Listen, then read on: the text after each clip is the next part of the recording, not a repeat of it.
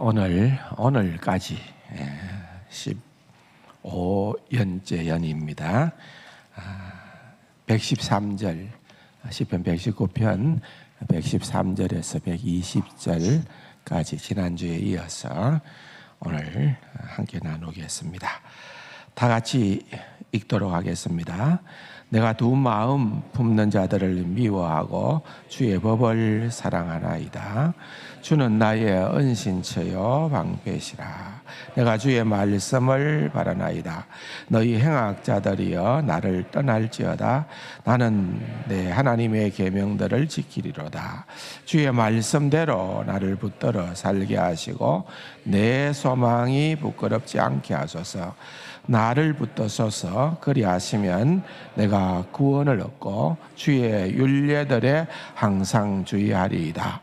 주의 율례들에서 떠나는 자는 주께서 다 멸시하셨으니 그들의 속임수는 허무함이니이다. 주께서 세상의 모든 악인들을 찌꺼기같이 버리시니 그러므로 내가 주의 증거들을 사랑하나이다. 내 육체가 주를 두려워함으로 떨며 내가 또 주의 심판을 두려워하나이다. 아멘.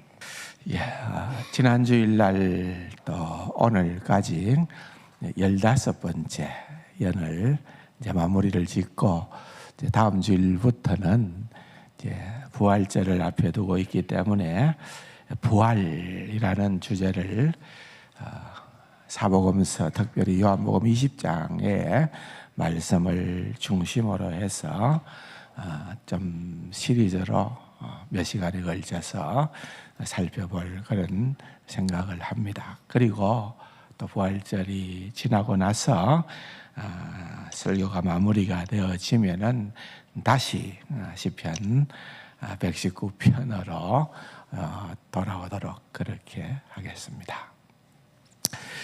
지난주일 말씀을 얼마나 기억하실는지 모르겠습니다만은 113절에서 115절의 말씀을 주로 나누었습니다. 샌드위치 기법이다 그렇게 설명을 하면서 113절에서는 보면은 두 마음을 가진 자, 품는 자를 시인은 내가 미워한다 그렇게 얘기를 합니다. 또 다른 표현으로 115절에서는 행악자들이여 나를 떠날지어다 그렇게 시인은 고백을 해요. 그러나 사실 그렇게 내가 작심하고 그렇게 선언하고 그렇게 고백한다고 해서 그렇게 다 모든 일들이 100% 이루어지는 것이 아니라는 것을 시인은 너무나도 잘 알았기 때문에 가장 중요한 내용을 중간에 넣었어요. 114절입니다. 그것이 무슨 말씀입니까? 114절에 보면은 어떻게 얘기를 하죠? 주는 나의 은신처요, 주는 나의 방패이십니다. 그래서 내가 주님의 말씀을 바라나이다. 세상에 그 어떤 은신처도 진짜 우리를 보호해 줄 수 있을까요? 여러분 어제 엄청난 뉴스를 또는 자고 일어나서 또 확인을 하신 분들도 계시겠습니다만은 지금 이란과 대치되어져 있는 이스라엘 또는 미국 이런 전쟁이 시작이 됐어요. 드디어. 그런데 얼마나 정교하게 그렇게 폭격을 했던지 이 전쟁이 벌써 꽤나 전부터 진행되고 있었잖아요. 준비되고 있었고 경고되고 있었는데 그러다 보니까 그냥 아무렇게나 자신의 몸을 노출시킨 게 아니었을 것이고 철두철미 안전한 곳에 숨어 있었을 거 아니에요. 그런데 아직까지 최종 확인인지 아닌지는 모르지만은 그렇게 발표가 됐다는 말은 거의 맞다는 말이죠.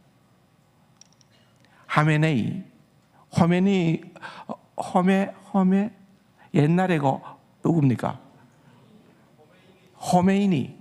호메이니가 죽고 난 다음에 지금 그 뒤로 모든 권력을 갖고 있는 그 인물이 누굽니까? 하메네이죠. 이름이 비슷해가지고 하메네이입니다. 37년간이라 그래. 37년간. 그러나 어쨌든 여러분 그냥 한순간의 폭격으로 인해서 그를 위시하여서 그야말로 중요 인사들이 다 죽임을 당했다. 그런 무서운 세상이죠. 여러분 그렇기 때문에 이 말씀이 특별히 저는 좀 더 와닿는 것 같아요. 시인은 왕이었잖아요. 그럼에도 불구하고 만약에 다윗이라면은 오늘 그 어떤 왕궁도 아니고 그 어떤 비밀 요새도 아니고 여기에 보면은 주는 하나님이 나의 은신처요 나의 방패시라 그렇게 고백을 하고 있는 것을 보게 됩니다. 그 말은 무슨 말입니까? 그냥 하나님이 그렇게 든든한 피난처요 산성이요 반석이요 그런 얘기를 하는 것이 아니라 내가 그분께 내가 하나님께 절대적으로 나를 맡깁니다. 나를 신뢰합니다. 그게 믿음 아니겠습니까? 그게 믿음이에요. 그리고 또 이 15번째 이 여는 8절, 모든 여는 8절로 되어 있는데요.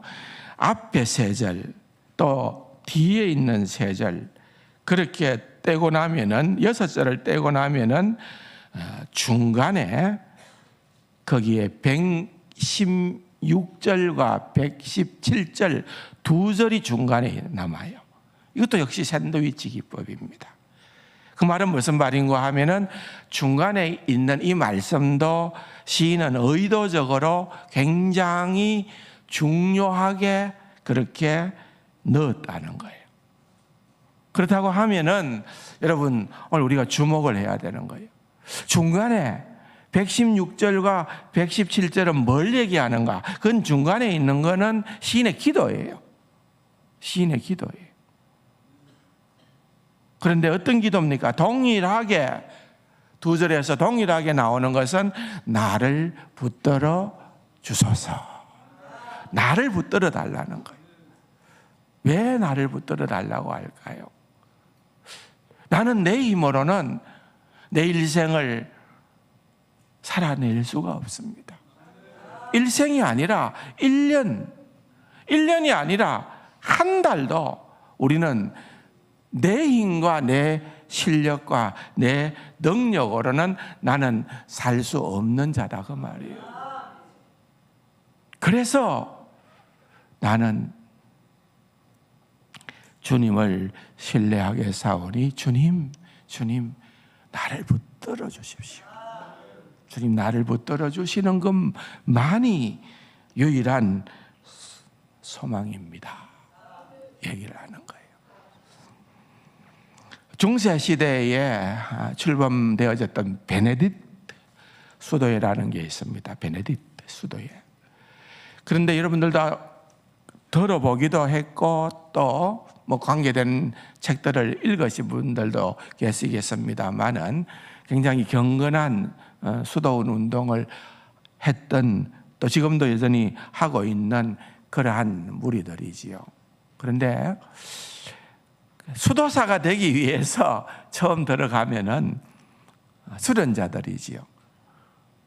나는 내 일생을 이렇게 하나님 앞에 드리겠습니다. 나는 수도사가 되어서 나는 그렇게 한번 멋있게 내 생을 살아보겠습니다 하는데 들어가서 훈련 기간에 수련 기간에 지내다 보면은 이게 내가 생각했던 것보다는 훨씬 만만치 않은 것을 발견 안 하겠습니까? 아마도 들어갔다가 또 나오는 사람들도 있을 거고 이런 많은 과정들이 있었겠죠. 그런데 어쨌든 그 힘든 과정을 다 마치고 나면은 최종 서약이라는 것이 있어요. 최종 서약. 그러니까 어떻게 하느냐 하면은 이미 앞서 선배들, 이미 수도사가 된 선배들 앞에서 그들이 서서 손을 두 팔을 들고서 그들이 서약을 해요. 그 서약의 내용이 뭔가 하면은 바로 116절 이 말씀을 세 번 그들이 다 낭송을 한다는 거예요. 여러분 116절의 말씀이 어떤 말씀이기 때문에 그렇게 중요한가? 한번 먼저 같이 읽어볼까요? 다 같이요. 주의 말씀대로 나를 붙들어 살게 하시고 내 소망이 부끄럽지 않게 하소서. 주의 말씀대로, 주님 주의 말씀대로 나를 붙들어 주세요. 그렇게 하는 것만이, 주님의 말씀에 붙들리는 만큼이나 내 소망이 확실하다 그 말이에요. 이 세상에 다른 어디에 소망이 있는 것이 아니라 그 우리의 시야가, 우리의 눈이 밝아지는, 더 밝아지는 방법은 주님의 말씀에 또 하나님께 붙들리게 되어질 때다. 그래서 이 116절의 말씀을 세 번 낭송한다는 거예요. 주의 말씀대로 나를 붙들어 살게 하시고 내 소망이 부끄럽지 않게 하소서. 세 번 한다는 말은 완전한 자기 헌신을 담는다는 거예요. 여러분, 우리에게 한번 적용해 보고 싶지 않을까요? 여러분, 이건 뭐 수도사들이나 그런 서약하는 거지 내하고 아무 상관이 없다. 과연 그럴까요? 아닙니다. 우리도 하나님 앞에서 수도사만큼 우리의 모든 생을 다 드리고 바치고 헌신하는 것은 아닐지라도 여러분, 우리의 삶의 중심은 역시 이거여야 된다는 거예요. 116절은 생각보다는 우리가 생각하는 것 이상으로 굉장히 비중 있는 말씀입니다. 이 말씀, 이 기도는 결국은 두 마음을 극복하는 것, 또는 행악자를 떨쳐버리는 것. 우리에게는 우리의 자력으로는, 내가 아무리 결심을 잘하는 자고 내가 의지가 굳은 사람이라 하더라도 우리의 힘으로 안 된다는 거예요. 주님이 나를 붙들어 주지 않으면 안 됩니다. 신약성경 히브리서의 저자는 4장에서 뭐라고 얘기를 합니까? 그러므로 우리는 긍휼하심을 받고, 한번 따라해 볼까요? 때를 따라 돕는 은혜를. 그렇잖아요. 때를 따라 돕는 은혜를 얻기 위하여 은혜의 보좌 앞으로 담대히 나아갈지니라. 우리에게는 예외가 없습니다. 정말 그냥 옛날에 대속죄 이래 지성소에 대제사장이 1년에 한 차례 들어가는 것으로 만족했던 그러한 것이 아니라 우리는 언제든지 순간순간 매일매일 여러분, 우리는 주님 앞으로 나가야 하고 나갈 수 있다는 거예요. 왜요? 주님께서 우리에게 그 길을 열어주셨기에, 때를 따라 돕는 은혜에 그분께로 나아간다는 거예요. 사도 바울도 디모데후서 1장 12절에 이로 말미암아 내가 또 이 고난을 받되 부끄러워하지 아니하면 내가 믿는 자를 내가 알고 또한 내가 의탁한 것을 그날까지 누가요? 누가? 그가 능히 지키실 줄을 확신하노라. 내가 능히 지키실 줄을 그렇게 사도 바울은 자랑하지 않은 거예요. 자기는 못한다는 거예요. 그가, 우리 주님께서 능히 지켜주실 줄로, 그분이야말로 내가 의뢰하는 그분이다. 하나님의 신실하심, 내 신실하심에 기대는 것이 아니고 하나님의 신실하심에 기댄다는 거예요. 그런 신앙생활을 하다 보면은 이사야서 28장에 그러므로 주 여호와께서 이같이 이르시되 보라 내가 한 돌을 시온에 두어 기초를 삼았나니 곧 시험한 돌이요 귀하고 견고한 기초돌이라. 우리 주님을 말하는 거죠. 그것을, 우리 주님을, 그 돌을 믿는 자는 뭐라고요? 다급하게 되지 아니하리로다. 여유가 있어진다는 거예요. 여러분, 인생을 살다 보면은 우리가 예상치 못한 수많은 일들을 만나잖아요. 그래서 우리가 때로는 발을 동동 구르기도 하고 얼마나 우리가 어쩔 줄을 몰라 할 때가 많이 있나요? 그러나 우리가 하나님을 신뢰하는 그 훈련을 잘 쌓고 보면은 여기 이 말씀이에요. 그것을 믿는 이는 다급함, 당황함, 황망함을 당하지 아니한다. 믿습니까?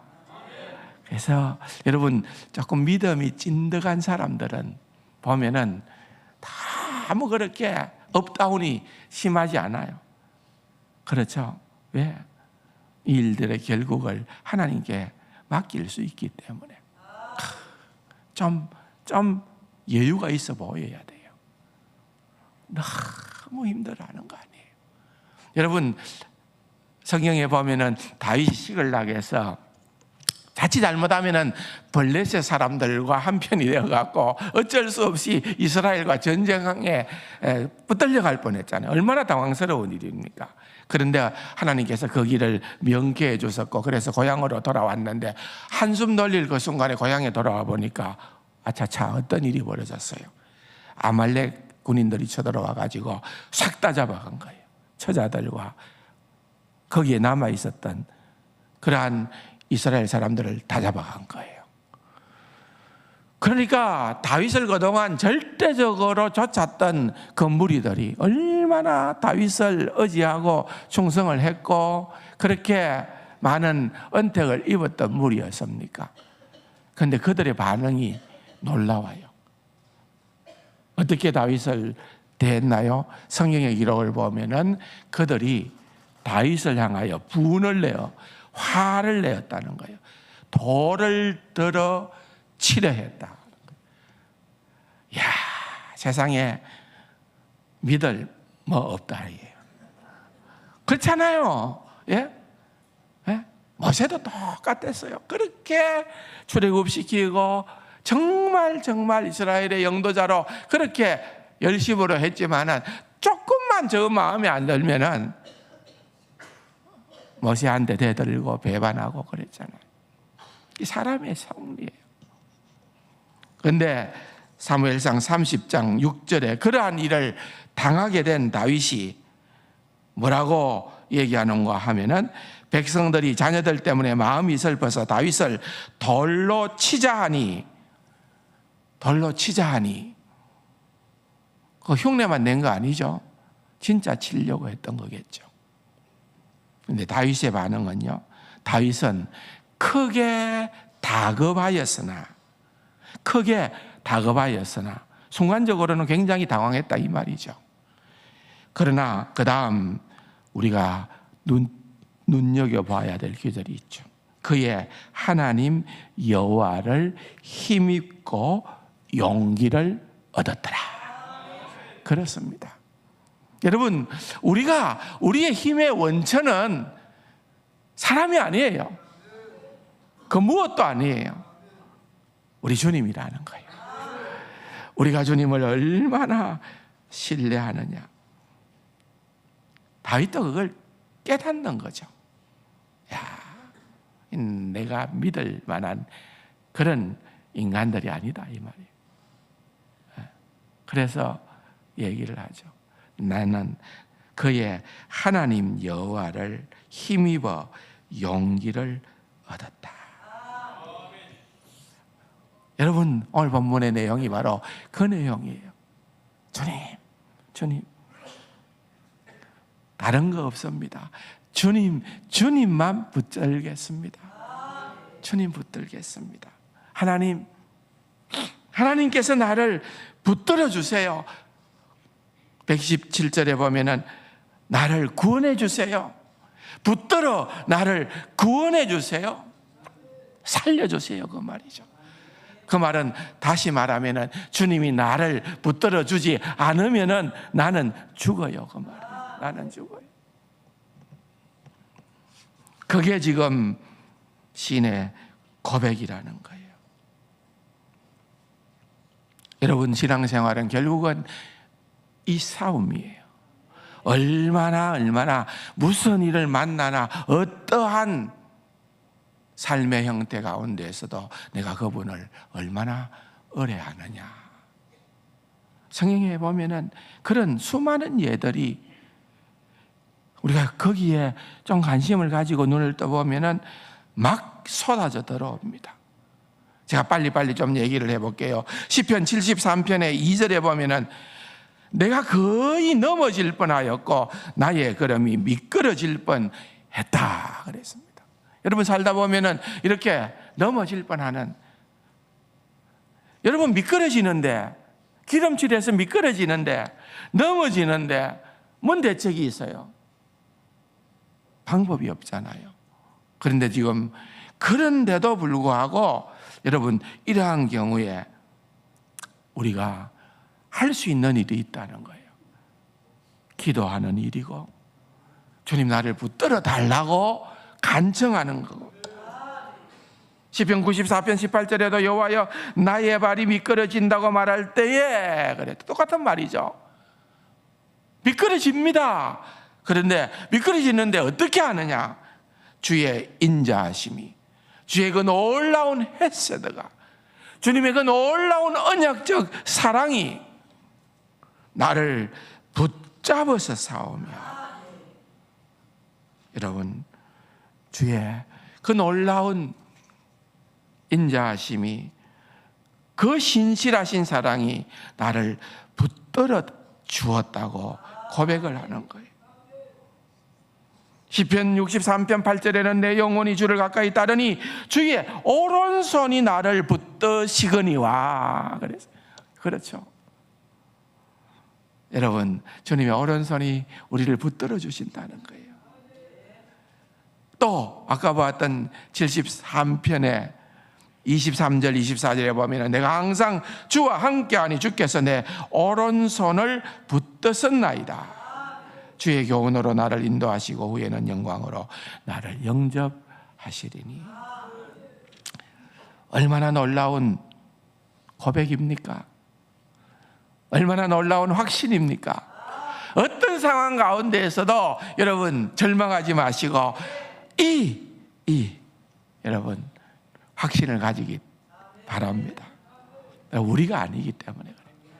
나를 신뢰하거나 나를 의지하는 것이 아니기 때문에. 사도 바울은 선줄로 생각하는 자는 넘어질까 조심해라 했죠.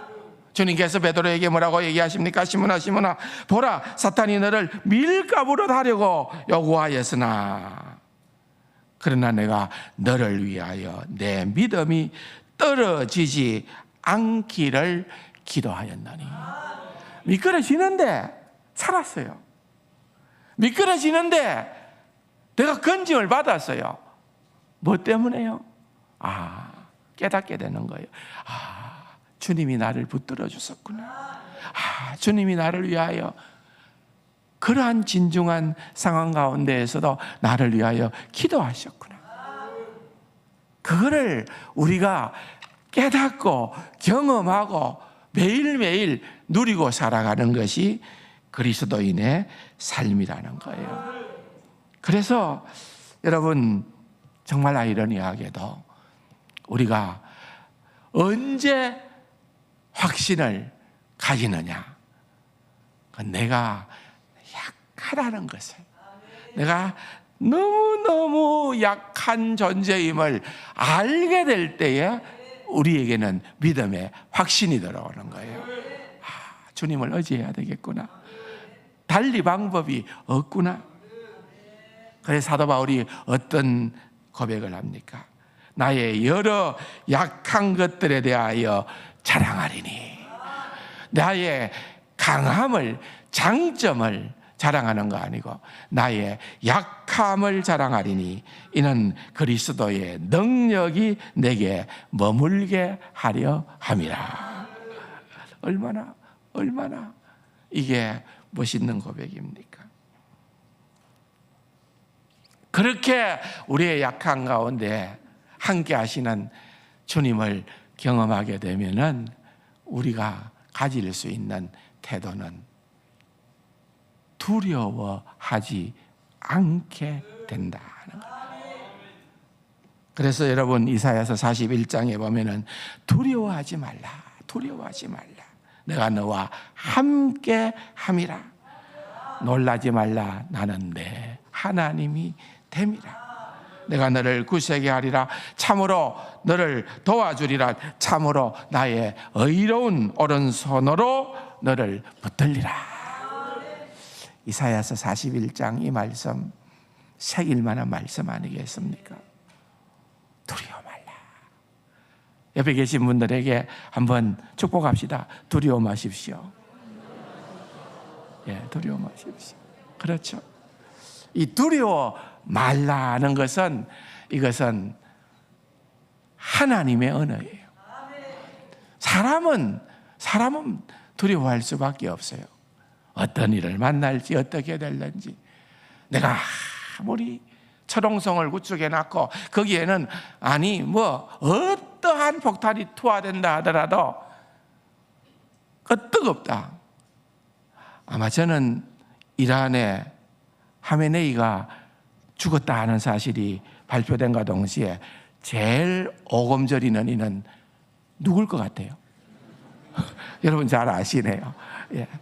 저 위에 있는 다 알잖아요. 그죠? 얼마나 많이 그걸 해놨을까요? 여러분, 제가 옛날에 형님이 그 자이툰 사단장으로 이라크에 가 있었을 때에 그때 들었던 얘기입니다. 그때 이란의 그 팔레비 왕입니까? 후세인이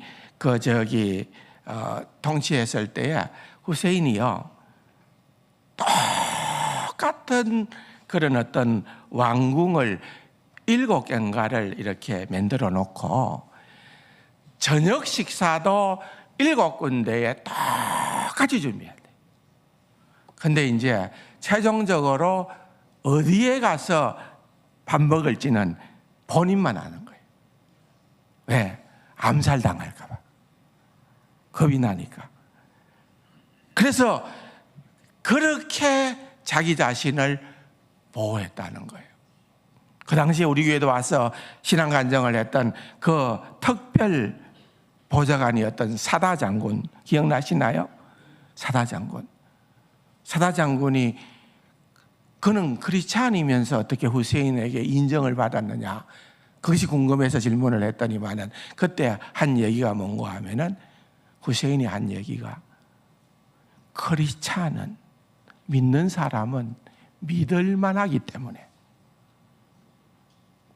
배신을 안 하기 때문에, 진짜 크리스찬은 배신을 안 하기 때문에 그 사다 장군을 자기의 신복으로 그렇게 두었다. 그 얘기를 할 때에 참 많은 생각을 하게 되겠더라고요. 그런데 여러분, 마지막으로 이제 한번 생각해 볼 것은, 성경은 우리로 하여금 하나님의 놀라운 언어인 두려워하지 말라만 얘기한 것이 아니라, 여러분 오늘 마지막 세 절에서 118, 119, 120 마지막 세 절에서 우리에게 주는 교훈은 또 무엇인가 하면은, 너희는, 한번 따라할 거예요. 너희는 두려워하라. 이게 뭔 말입니까? 네? 헷갈리게끔. 두려워하지 마는 게 맞는 건가? 두려워하는 게 맞는 건가? 어느 게 맞아요? 네, 우리 역시 우리 강장로님은 정답을 잘 말하세요. 두 가지 다 맞아요. 이런 상황 가운데에는 두려워하지 말라지만은 모든 게 아니에요. 특별히 오늘 본문을 통해서 우리가 조금 더 주목해야 되는 것은, 두려워해야 되는 것이 있구나. 그걸 알아야 되는 거예요. 두려워해야 된다.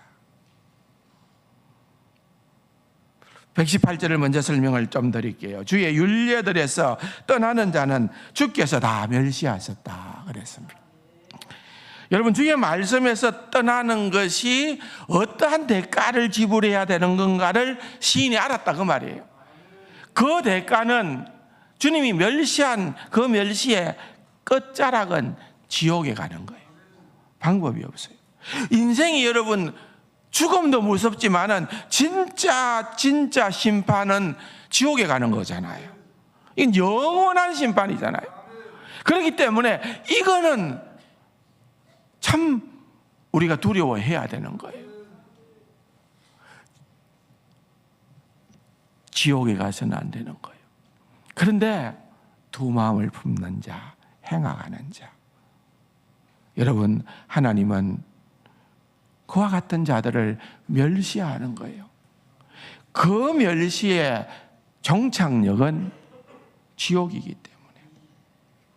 여러분, 우리가 너무나도 이것은 심각하게 생각해야 되는 거예요. 내가 지옥 갈까? 꼭 그게 아니에요. 나는 구원받았어요. 그런데 우리는 우리 주변에 하나님을 알지 못해서 심판당하는 그러한 사람들이 받게 될 그 멸망을 생각을 할 때에, 이거 두려워 안 하면은 안 되겠구나. 두려워해야 된다는 거예요.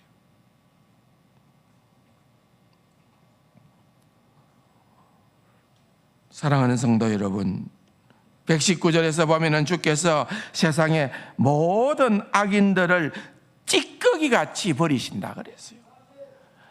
음식물 쓰레기를 소중하게 생각하는 사람이 있습니까? 그냥 버리면 되는 거예요. 분리수거해서. 그렇잖아요.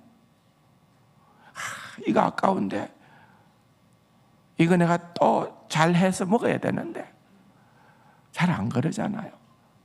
찌꺼기는요.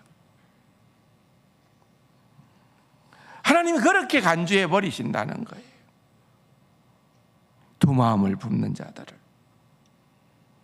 그리고 119절 하반절에 보면은 그러므로 내가 주의 증거들을 사랑하나이다. 그런 현실들을 보게 되니까 느끼는 게 있어요. 나는 주의 말씀을 붙들어야 되겠다. 난 주의 말씀에서 떠나지 말아야 되겠다. 아니, 나는 주의 말씀을 사랑해야 되겠다. 그렇게 고백하지 않을 수가 없다는 겁니다. 그러면서 마지막 절 120절에 보면은 같이 한번 읽어봅시다. 뭐라고요? 내 육체가 주를 두려워함으로 떨며 내가 주의 심판을 두려워하나이다. 아이고, 믿음 없네. 이렇게 한 문장 안에, 한 절 안에 두려워한다가 몇 번 나와요? 예, 2번 나오고 또 비슷한 단어가 또 뭐 나와요? 떤다. 그것도 뭐 두려워한다. 그런 표현이잖아요. 근데 사실은요, 여보십시오. 두려워하고 두 번째 나오는 두려움이라고 하는 것은요, 무슨 두려움입니까? 주의 심판을 두려워한다 그랬죠. 이때 두려움은 다른 말로 하면은 경외한다는 말로도 바꿀 수는 있어요. 사실은. 또 조금 뉘앙스는 달라요. 이것도 경외한다는 의미가 없는 건 아니지만 그것보다는 좀 공포나 무서움의 뉘앙스가 더 담겨 있는 것은 앞에 있는 두려움이에요. 내 육체가 주를 두려워한다. 그렇게 사용하는 이 두려움의 단어는 그런 뉘앙스가 있습니다. 특별히 한번 주목해야 될 단어는 여기에 떤다는 말이에요. 떤다는 거예요. 이 떤다, 떨며라고 하는 이 단어는 여기하고 구약성경 전체에서 여기하고 욥기서 4장에 엘리바스가 15절에서 딱 한 번 사용했던 그 단어로 2번만 나옵니다. 엘리바스가 어떻게 얘기를 하는가 하면은 그때 영이, 하나님의 영이라는 말이겠죠. 그때 영이 내 앞으로 지나매 하나님의 영이 훅 지나갔다는 거예요. 그러니까 내 몸에 털이 주변하여졌고, 여러분 막 털이 곤두선다 그러면 얘기하잖아요. 실제적으로 털이 막 서잖아요. 그거 뭐예요? 소름 끼치는 거예요. 소름 끼치는 거예요. 지금 그 표현이에요. 여기에 나오는 이 표현은 그냥 단순한 경외함이 아니고요. 정말 이 단어가 우리 믿는 자들에게도 너무나도 중요한 단어라는 거예요. 두려워한다.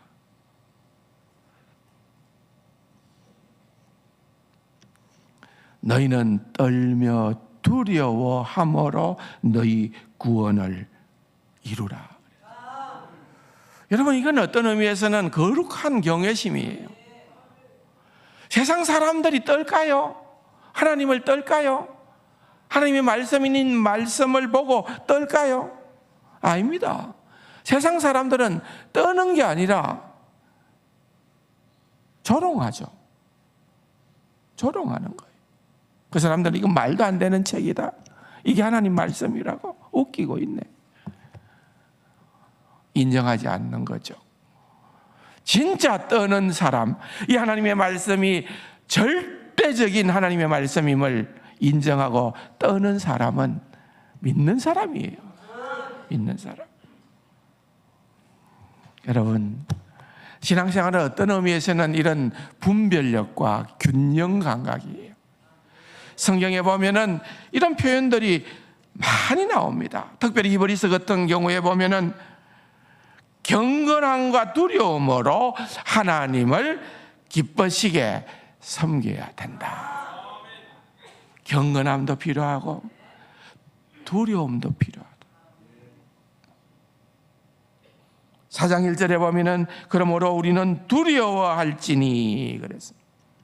그의 안식에 들어갈 약속이 남아 있을지라도 너희 중에는 혹 이러지 못할 자가 있을까 함이라. 왜? 너무 예수 잘 믿는 친구들이 그냥 배교하거든요. 히브리서가 기록된 목적이 그겁니다. 교회 안에 자꾸 배교하는, 신앙을 저버리고 세상으로 또 유대교로 돌아가는 그러한 이들을 향하여서 너희들 절대 그렇게 해서는 안 된다. 믿음을 굳건하게 붙들고 지켜야 된다. 그 얘기를 하면서 준 책이 바로 히브리서거든요. 여러분, 참 이거 중요한 삶의 그런 한 영역인 것 같아요. 로버트 머리 매체인이라는 사람이 있습니다. 매체인. 19세기 스코틀랜드의 개혁주의 목사님이었는데, 여러분, 이분은 특징이 있는데 너무너무 경건하다는 거예요. 이분은 특징이 있는데, 그러니까 모든 오늘날까지 거룩한 목회자의 전령으로 불리는 분이 이 맥체인이에요. 근데 여러분, 맥체인의 생애를 보면은 이분은 1813년도에 태어나서 1843년에 하나님의 부름을 받았어요. 몇 살 살았어요? 예? 예.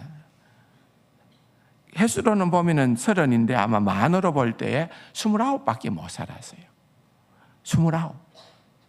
진짜 젊은이 아닙니까?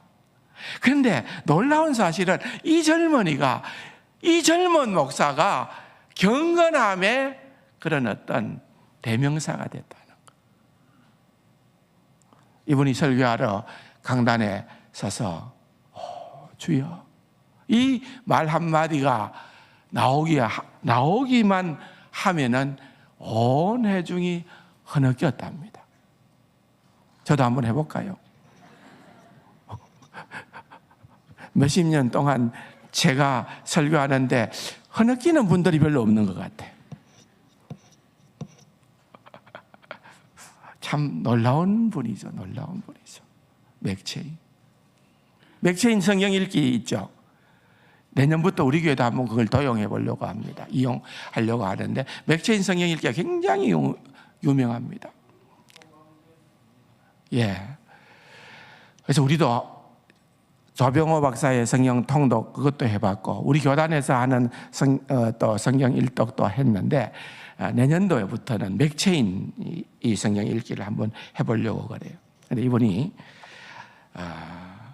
이런 개인 일기에다가 이렇게 적었어요. 한번 들어보세요. 그리스도인이라 자처한 사람들이 죄악에 빠져드는 모습을 보면 두렵고 떨린다. 그들이 저지른 죄악에 대해 듣거나 보면 두려움 때문에 마음이 힘들어 기도를 더 멀리하게 된다. 하지만 이런 내 태도는 잘못된 것이다. 그들의 모든 죄를 나의 무력함을 깨닫는 교훈으로 삼고 두려워하는 것은 옳은 모습이고 오히려 그 때문에 더욱 하나님께 나아갈 수 있게 된다. 여러분, 이거예요. 두려움이 있어야 된다는 거예요.